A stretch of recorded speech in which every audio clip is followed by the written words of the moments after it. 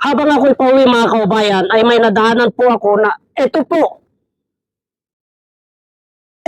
yung kadalasan isa sa mga ginagamit ng mga may black magic.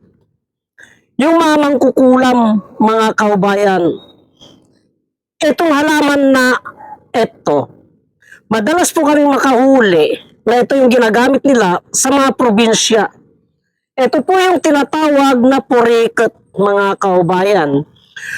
Pag ang isang may black magic o mangkukulam at ginamitan ka nito, itong ganitong klase na kasangkapan at gusto pinerwisyo ka ng mga mangkukulam o yung mga may black magic, kahit saan ka po magpagamot mga kaubayan, mahirapan ka pong gumaling.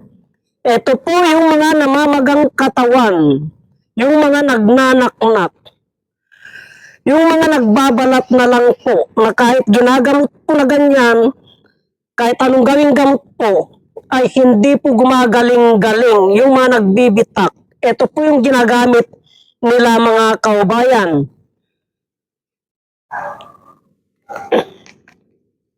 Itong halaman na ito ang ginagamit nila na pangperwisyo sa kanilang gustong perwisyuhin ng mga tao. Napakatindi po ito mga kaubayan. Itong halaman na ito.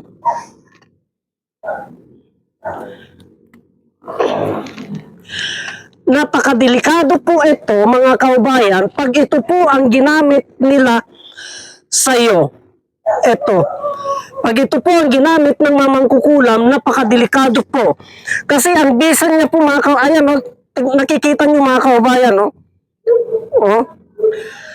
Ganyan po mga kaubayan, may dasal po pag ginagamit po nila itong halaman na ito, pag gusto po nilang perwisyuhin yung isang tao. Madalas po kami makahuli na ito po ang ginagamit nila sa mga probinsya po mga kaubayan. Ngayon, kahit sa lugar po, pag napag-initan ka po ng mga marunong sa black magic, yung mamangkukulam, at ito po ang ginamit sa iyo, mahirapan ka na pong gumaling. Nakikita niyo mga kaubayan, no? Nakikita niyo yung epekto niya.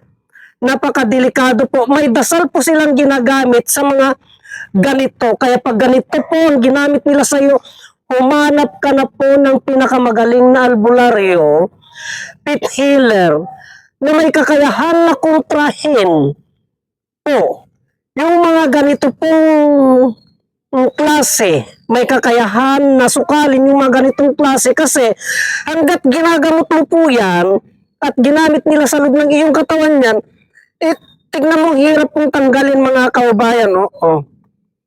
Ang hirap pong tanggalin yan, napakadikit po yan, napakadelikado po.